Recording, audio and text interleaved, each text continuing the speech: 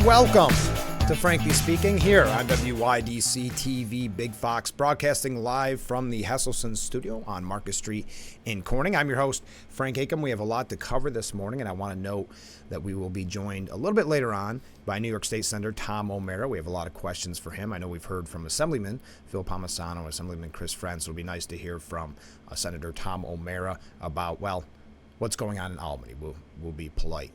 What's happening in Albany, what happened with the budget process, etc. So that's coming up in just a little bit. A couple quick local announcements at first. We do have some presidential issues that maybe we'll get to. A lot about the Bidens, Hunter Biden and Joe Biden. We'll talk a little bit about that as well. First, I want to send congratulations to all of those inducted into the Steuben County Hall of Fame. Yesterday was their induction ceremony. That's a very special event. I was able to participate in one or attend because I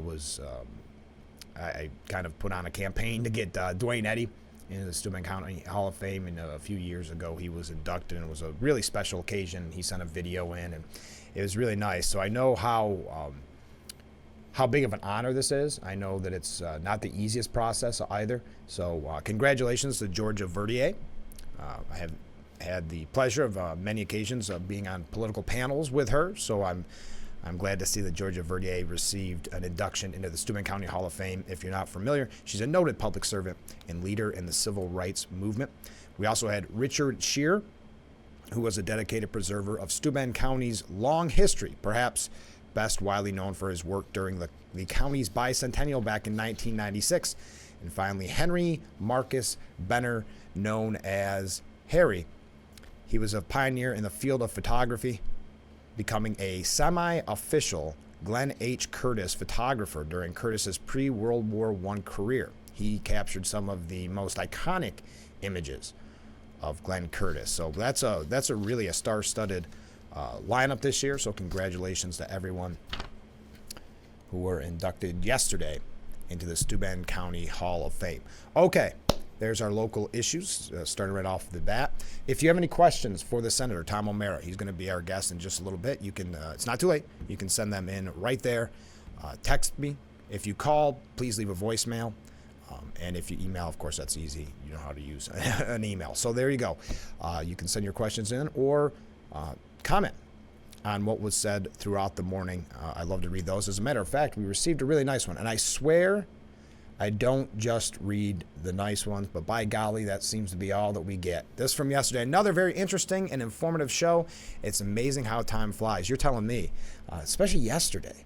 We covered so many topics, and I felt we could have spent 2-3 more hours to really dive in depth on some of those issues, but I still think it was very, I say humbly, I think it was informative.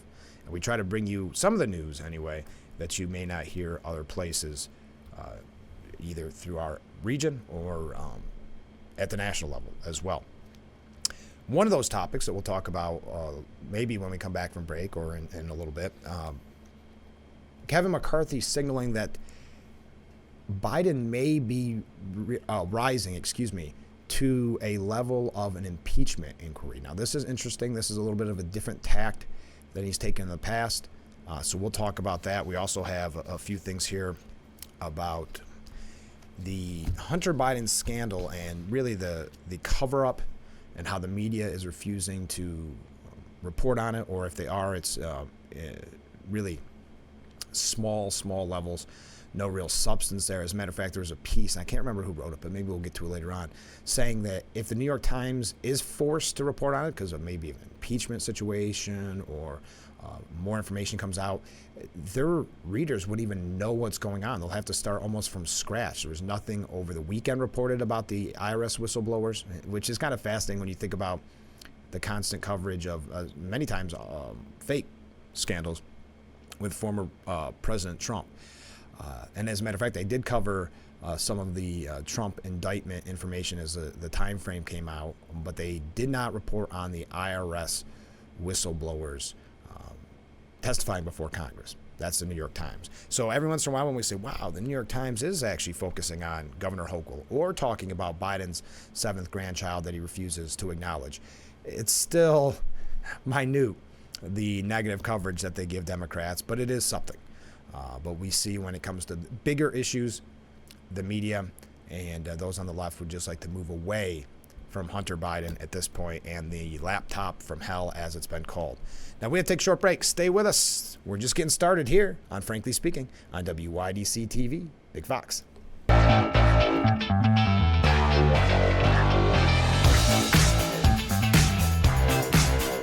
And we are back with Frankly Speaking here on WYDC TV, Big Fox. I'm your host, Frank Acom, broadcasting live from the Hesselson studio here on Market Street in Corning. We have Senator Tom O'Mara coming up in just a little bit. Before that, I mentioned Kevin McCarthy was on Sean Hannity's program yesterday, and he talked about the scandals surrounding Joe Biden, saying when President Biden was running for office, he told the American public that he has never talked about business.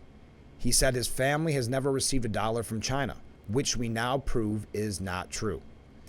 We now have some of the most credible whistleblowers, these tenured IRS agents who have come forward, said that the Biden family has been treated differently, that what Wise has told us has been different than what Garland and Wise has told the public.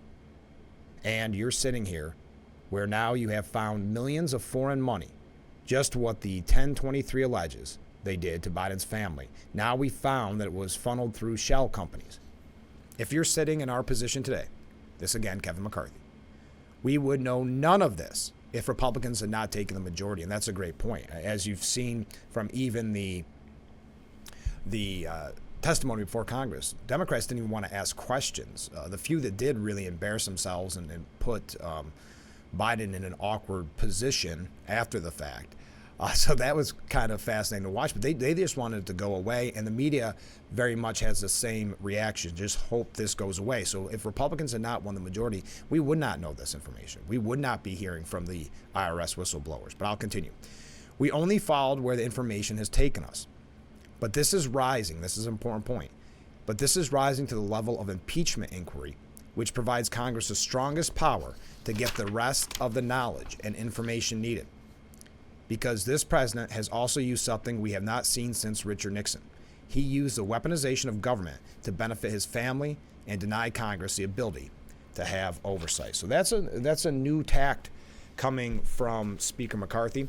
Kind of interesting. Now, we may talk about that a little bit more, but we do have our guest coming in just a second. That's Senator Tom O'Mara. So one last time, if you have any questions, you can reach out there, and I'll check right before we go on the air. And if we were able to take a break during the interview, if we run long, I will also check at that point and try to get all that information to you and hear from the senator and answer all of your questions and all mine. And I know we have a lot of questions because it is a wild time it was in Albany. So here comes the senator now. Stay with us. We'll be right back with Frankly Speaking here on WYDC TV. Big Fox, please stay with us.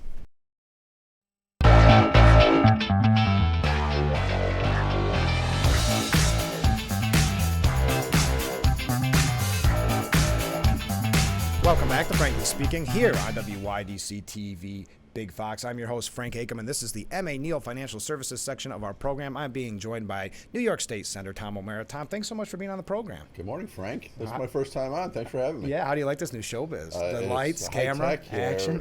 Yeah, let the cameras roll. That's it. We are. So let's talk about, there's so many things to talk about. Should we start, you think, with a kind of a budget overview? I mean, I know that was a little while ago, but man, it was a mess. Yeah. Well, it's a mess, and it usually is every year, Frank. Yes.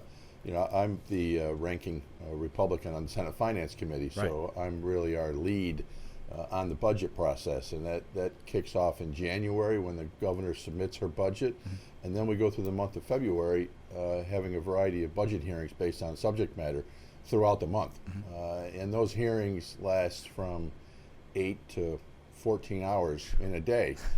Some of them are just brutally long. Yes. The last couple years, we did them via Zoom. So you could do them from your home, from your office, which was a lot more relaxing than this year. We did them in the hearing rooms. So we were literally there, other than going out and taking a break. But everything just continued throughout the day long. But the budget ended up about a month late. And as everybody always says in Albany, because the on-time budget was a big thing for my first many years in the state legislature, because it was always late. One year it was as late as August, I believe. And we got more timely with those, and then the saying was, well, would you rather have an on-time budget or a good budget? Now we get close to on time, but not good. Yeah, we get neither. So it's not good. But we got a $230 billion budget. In the last 5 years, under one-party control in Albany, that's gone up over 40%. The increase alone, I forget the number exactly, but increase alone is over $60 billion. That's larger than the entire budgets of, I think, 35 other states in the country. And some people weren't happy that it didn't go up even more. Yeah. Well, they were pushing for more. Well, we've got one party control. We've got each of the majorities on the Democrat side of the aisle have super majorities. They both have growing factions of open socialists. When I started in Albany in the state assembly, if I had inferred that a member on the other side of the aisle was socialist, they would have been offended. Now they run on it. It's a badge of honor. Yeah, it is. And those factions are growing within the majority conferences, which is really taking things way far left, as we've seen in a variety of social issues, crime being one of the biggest ones.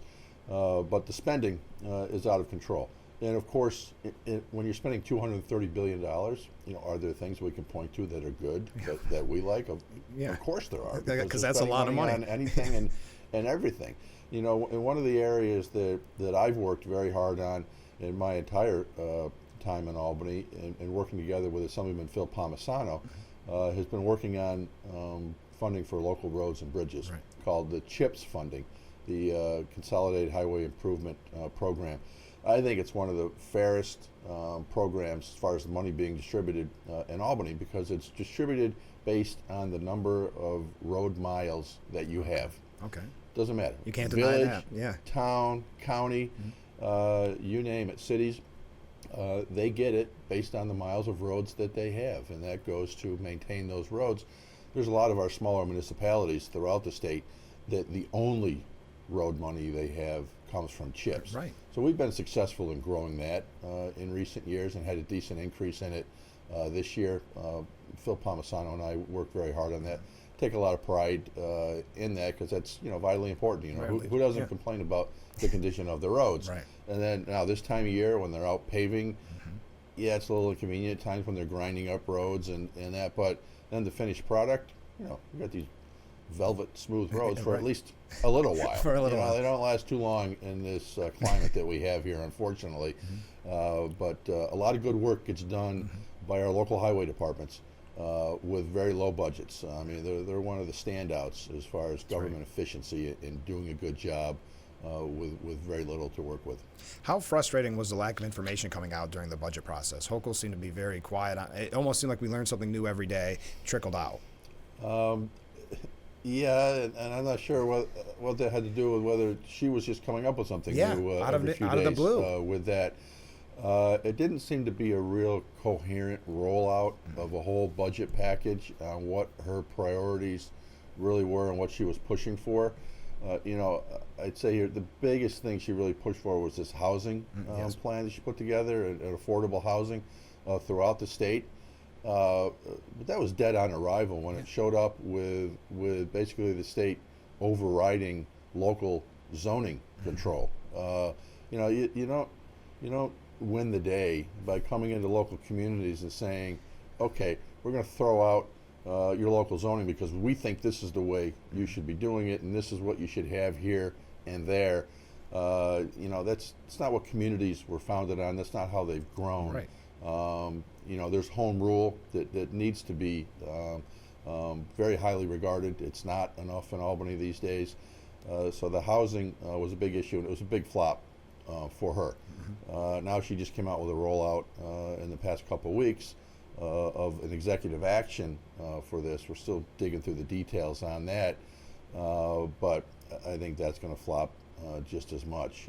Certainly we need to work on better housing stock and more affordable housing, but with building costs the way they've skyrocketed, due to supply chain issues primarily, and then inflation following COVID. The costs of building have just skyrocketed. Well, she seems to be getting, and we have to take a break in a second, but she seems to be very heavy-handed, like you said, with executive actions. We saw with the idea of the Rochester casino that she wants full control. She seems to like that a little too much. Well, I think she learned from the master, Andrew Cuomo, with following in his footsteps, so to speak, with that. She has not done it anywhere near as effectively as Cuomo did, and we didn't like it when Cuomo was doing it either. I'll go back again and mention local control. We're a home rule state. I believe, and most of my colleagues on the Republican side of the aisle believe that the best government is a government that's closest to home, closest to the people, and is most accountable to the people. When you get to the state level, and you're making decisions on areas of the state where you've never lived, maybe you've never even visited, might not even know anything really about the region and about the values, the traditions, the heritage of these things. And that's one of the big problems we have in state government, state legislature, is this one-size-fits-all mentality. Where legislation gets done and it just affects everybody.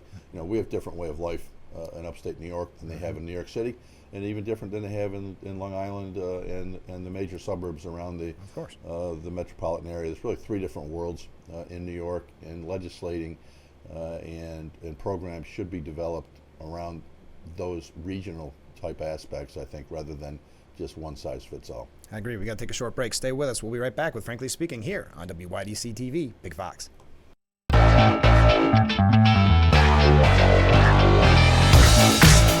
Welcome back to Frankly Speaking here on WYDC TV, Big Fox, broadcasting live from the Hesselson studio here on Marcus Street in Corning. And this is the M.A. Neal Financial Services section of our program, because we're being joined by New York State Senator Tom O'Mara.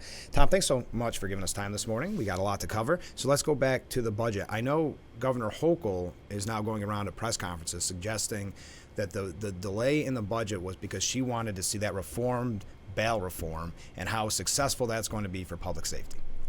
Well, remember, it's a live show. It's not. Frank, it's one small piece of window dressing. That's how it is. That she can say she did something on bail reform because it was such a disaster to roll out. The majorities now, the one-party rule in Albany has now reformed the bail reform 3 times. Each one calling it a clarification so that our dumb judges in this state can understand what bail reform is and what to do. The bottom line is the Democrats have eviscerated criminal justice, taken justice out of it, frankly, certainly for the victims and for society as a whole, because there now is a situation in the criminal element of no consequences in this state. I'm a former prosecutor, so it should come as no surprise that I'm totally opposed to all these things. But so many things in addition to bail that have gone wrong, just the coddling of criminals and having no consequences for their criminal actions, and just the repeat offenders that we're seeing.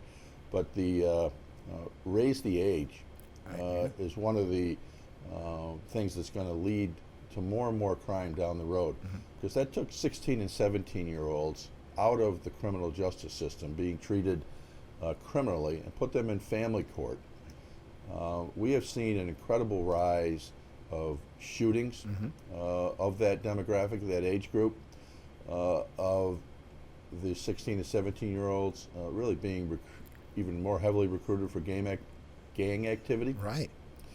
They hold the weapons, they hold the drugs, they're doing the deliveries, and there's no consequences when they get caught. So they just run through the mill, and we've seen, particularly in our more urban areas, a real uptick in shootings, involving not just victims in the shootings being 15, 16, 17-year-olds, but the shooters themselves being of that age.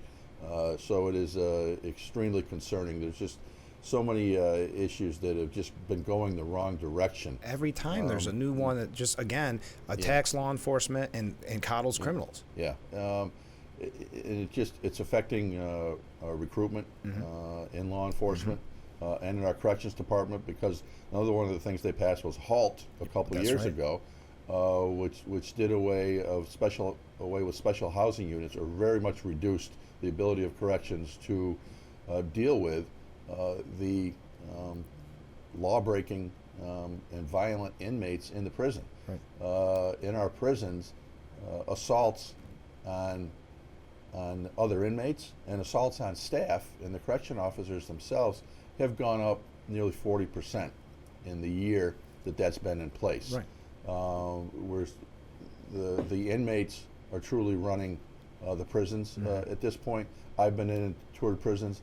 I've done many press conferences and rallies with our correction officers and their NASCOBA association on this issue. It's just falling on deaf ears with the leadership in Albany. And this year at the end of session, they passed Clean Slate, Right. which will automatically expunge convictions 3 years after a misdemeanor and 7 years after a felony conviction, automatically.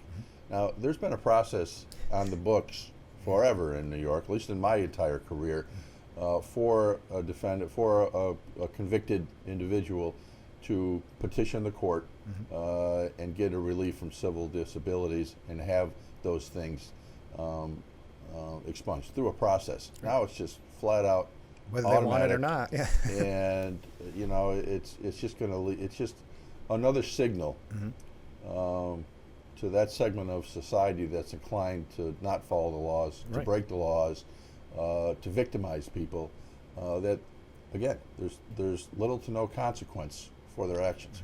And I know they were saying, well, it'll be good for the business community because there'll be more people that you can hire. Well, they could hire them in the first place. There's nothing that's saying you couldn't hire somebody with a criminal record. We've got the New York State Business Council that was founded many years ago by Corning Incorporated and the Hodens. Yeah. And that's really the organization for larger businesses in New York State. And then you have NFIB, which really represents small business in New York State, those two organizations. The Business Council of New York State is really kind of bending over backwards, trying to go along, to get along, and they have for years with these extreme moves in state government, the lopsided, all left, all Democrat control in this state. And frankly, I was appalled at the end of session when the Business Council, one of their number one priorities was clean slate. Right. Now, nothing prohibited a business from hiring these individuals anyways. This is clearly, they wanted it so that they can be absolved of liability if they hire somebody that has a record, and they can say, oh, we didn't know about it because it was sealed. We didn't know about this person's past. It's wrong. Business in New York needs to stand up and look out for business in New York. Yes. Because I can guarantee you the leadership in New York and the leadership in the New York State Legislature is not. In fact, the sentiment of the Democrats in control of the legislature really is that businesses, business owners, employers are evil. Yeah.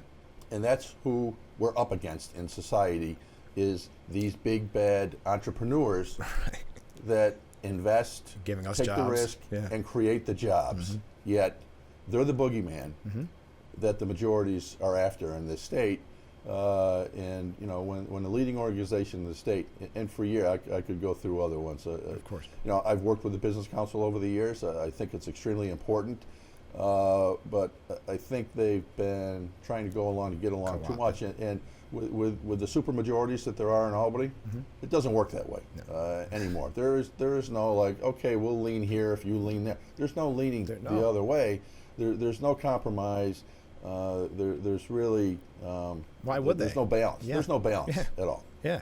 And also, one before we go to break, Wrongful Convictions Act. So I know it's got one of those very nice Albany names because no one wants wrongful convictions. But this essentially means that no court case is ever settled, right? Doesn't it just mean that forever you can always find the interviewer or someone to interview or some piece of information and try to get out of it?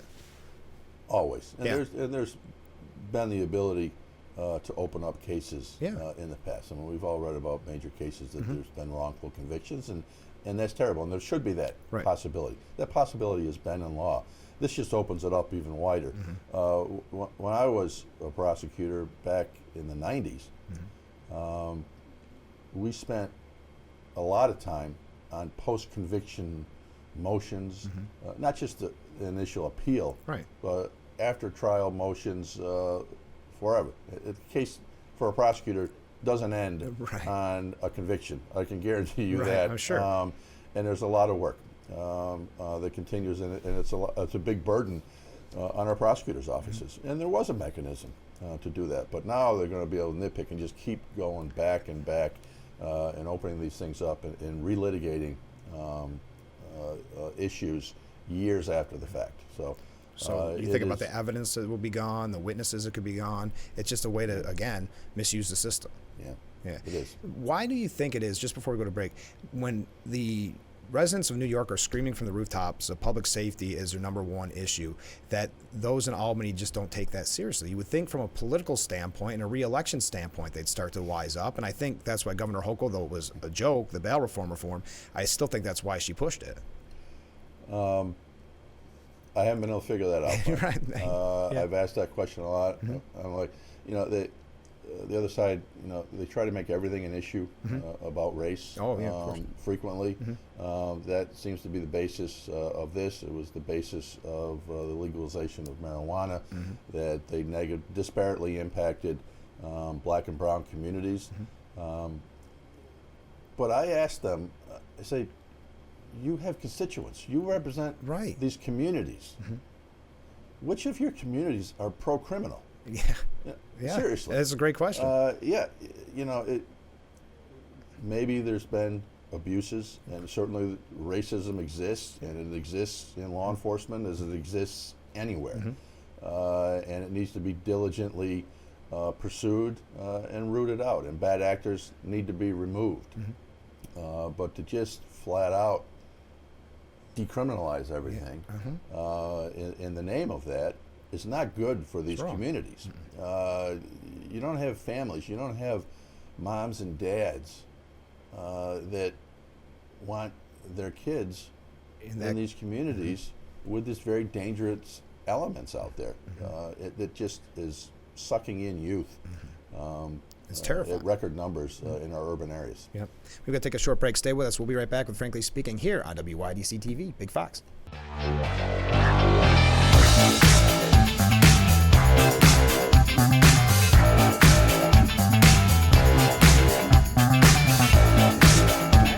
Speaking here on WYDC TV, Big Fox. This is the M.A. Neal Financial Services section of our program. We're being joined by Senator Tom O'Mara.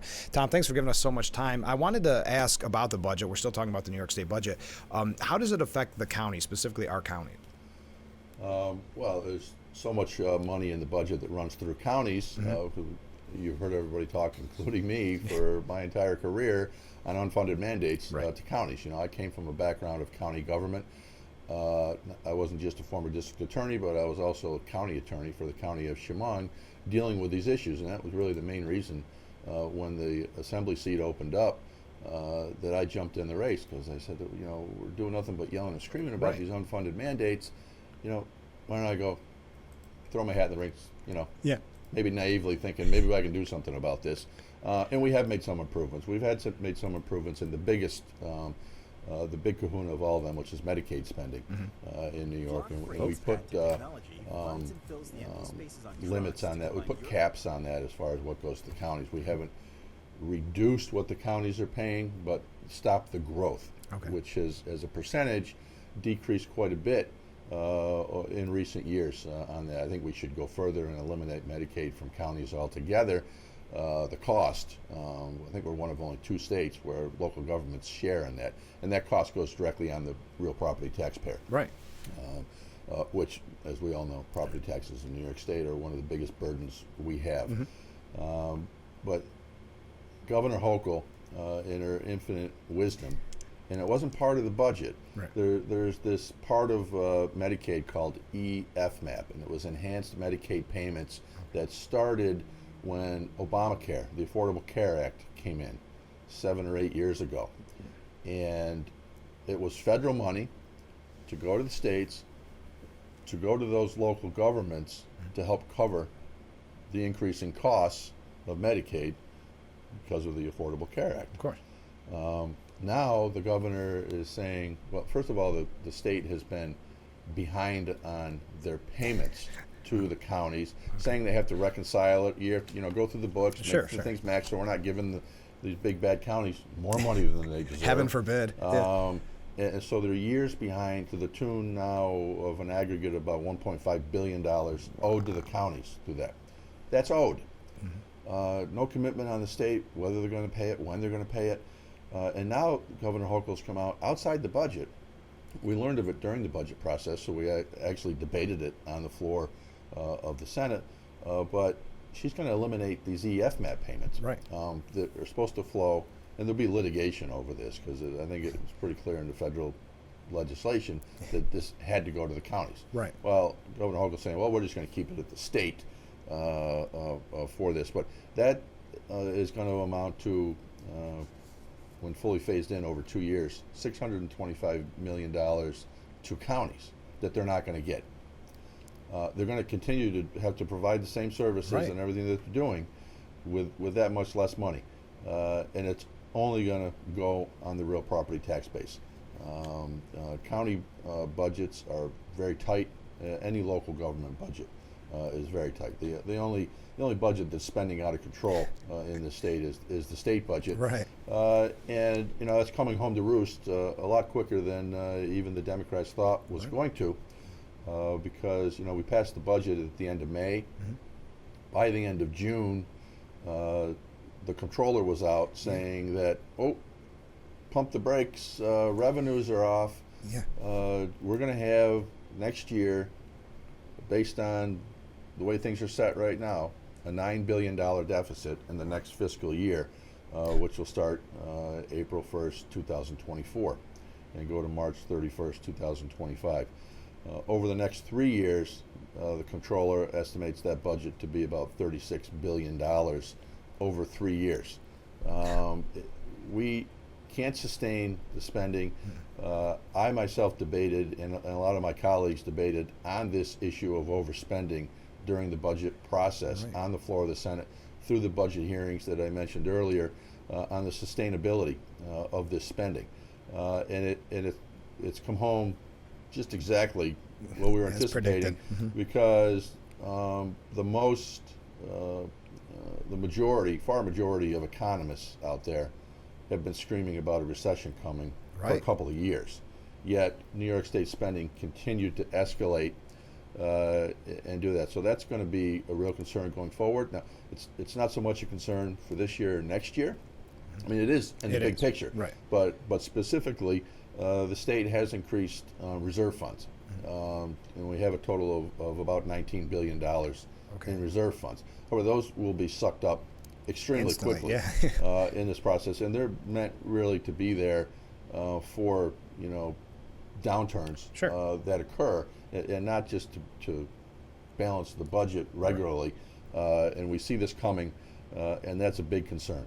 So the governor is, I don't know, just had blinders on to this, or is just it's pandering. And I think a lot of what drives this from the majorities, and when you have one-party control and super majorities in the legislature, their actions are pandering to their voters, and that's what it's all about. And that's at the expense of every taxpayer in the state of New York. It's pretty amazing when you have an ardent Democrat like DiNapoli saying we've got to cut back spending. Doesn't that make you see somebody should look and say, wait a minute, if he's calling for us to cut back spending, maybe we should be serious. But we got to take a quick break, and then we'll be right back with Frankly Speaking here on WYDC TV, Big Fox. We are back. Frankly Speaking here on WYDC TV Big Fox. I'm your host, Frank Acom. We're broadcasting live from the Hesselson studio right here on Marcus Street. Tom O'Mara is our guest this morning. Tom, we have so much to cover and we're just about out of time, but I want to talk about campaign finance reform. I don't think people realize that you and I, the taxpayers, are paying for campaigns now, essentially. Well, we haven't yet. Right. Well, yeah, right. But the taxpayer will be funding campaigns for next year's elections at the state level, at the state legislative level.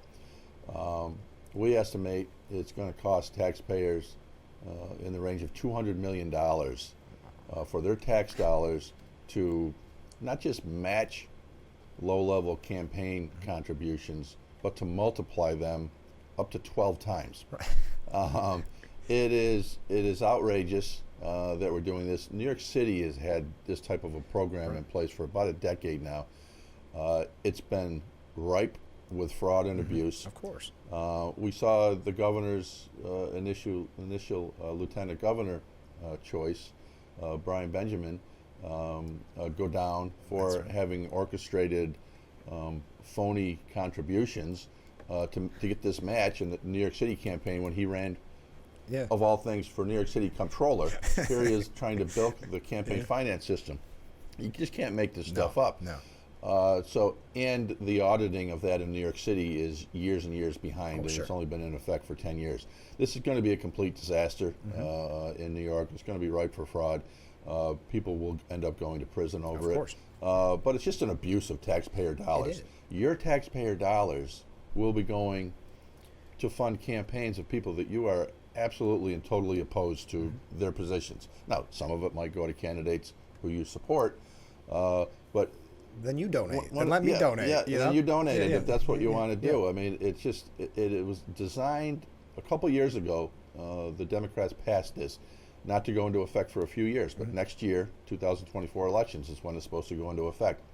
Now, they were going to match contributions up to $250 from an individual within your district. And that $250, you would get $2,250 of taxpayer dollars. Right. If it was a smaller contribution, it was say up to $50, it was going to be matched 12 to 1. Okay. And then a lowering rate as the contribution got larger. But if the individual gave you $251 over that $250, then none of it was matched. Right. Okay. Now you could send that dollar back to the contributor, so it would be within and qualify. Right. Now, the majorities, they're getting cold feet over this, and they're like, whoa, wait a minute, this is going to allow people to really get in the game. Yeah. And now they're worried about primaries. Yeah, of on course. that. So, and once you're an incumbent, fundraising is easier, bigger dollars come in. They now, at the 11th hour, second to last day of session this year, changed it. They did reforms to this, amendments to it, before it's even taken effect yet. Which is a good saying sign. that now, okay, somebody can give you the maximum contribution, which is, and the maximum contributions have been lowered a bit, quite a bit actually. Right. They've been lowered from like 15,000 down to 5,000, which is a good thing overall. But now somebody can give you that maximum contribution, and that first 250 is still going to be matched by the taxpayer for $2,250, which is just outrageous, and it totally flies in the face of what they were trying to do, and that was to allow people that don't have access to big money contributors to be able to raise some funds and be competitive. So they've taken this out, and just, it's just outrageous the way these things happen in Albany, and they happen in the final week of session. When we talked a little bit off the air, there's over 16,000 bills introduced in the state legislature each year in both houses, and just the numbers are astounding. I got them here. 16,916 total bills introduced. The Senate this year passed 1,650 of those bills, so what's that, 10%? In the last week, last week of session? Last week. 720 of them were passed of that 1,650. Yeah. It's at the end of session. Yeah. It's like an auction. Yeah, that's what it as sounds fast as these bills are moving through, just trying to keep up on what bill you're actually voting on. Yeah. Because a lot of these, most of them are going through without debate Right. on them. We spend hours every day debating issues, and we can spend up to 2 hours debating a bill. But these things are ramped through. A lot of them are local bills. A lot of them are non-controversial. Sure. But why shove them all in the last week of session and not throughout the entire 6 months of session? Why is it's done by design to keep everybody, in the dark, occupied, busy, yeah. And then these things come up and surprise you. Like this campaign finance reform was one of them. The Rochester Casino was one of them. It's unbelievable. We have to take one last short break, and then we are going to wrap things up here on Frankly Speaking. Please stay with us. We are back with Frankly Speaking here on WYDC TV. Big Fox wrapping things up. Tom O'Mara is our guest. Tom, I wanted to mention the sticker stores because I know you've been outspoken against this. Yeah. Tell us a little bit about that. I don't think people realize that these places are illegal. We just had one recently busted right next door to us. Yeah, I know. I think a lot of people think since New York passed recreational marijuana, legalized marijuana a few years ago, the rollout of the recreational marijuana program in New York State has been nothing short of complete incompetence and, frankly, a total embarrassment for anybody involved in state government, including myself, and I have absolutely nothing to do with it. Right. The Office of Cannabis Management that's charged with putting together this program for licensed shops to be able to sell marijuana, and regardless of what your position is on marijuana, recreational marijuana, the store needs to be licensed. Yes. Like liquor stores are licensed. Like a convenience store has a license to sell cigarettes. Right. And any store that sells cigarettes to underage people or without a license or untaxed cigarettes or liquor the same, they're charged with crimes. Rightfully so. For that. Now, when this recreational marijuana law was put in place, they kind of eliminated the criminal penalties on marijuana completely, including the sale. So there's this loophole that the sticker shops have exploited. It's not legal, but we're in this gray area where law enforcement doesn't know how to handle it, our prosecutors don't know how to handle it, and now it's something that Phil Palmisano and I worked on a lot because, in this area, for some reason, Elmira, Corning, Watkins Glen, Waverly, around, we've seemed to have been one of the initial areas where these things really started cropping up everywhere. Because I would repeatedly ask of my colleagues in Albany, what do you think of these sticker shops? Why aren't we doing anything about them? And people didn't know what I was talking about. Right. So we kind of hit it here first for some reason, but we've been pushing for enforcement mechanisms to be able to go after these stores and shut them down because they're operating illegally. They're not paying the taxes, and it's a danger to really children. is. They're selling these edibles in packaging that Like looks candy. exactly like candy. Identical packaging to candy of the same type. So it's a big concern. We did get some changes in the law put in the budget, not to the extent that Phil Palmisano and I wanted because it's really lacking in criminal penalties.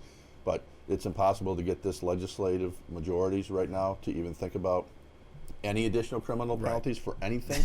But it gives more teeth for the Office of Cannabis Management, which again is completely incompetent and over their head and it's not staffed, but also tax and finance to come in, shut these stores down, confiscate the illicit cannabis that they're selling.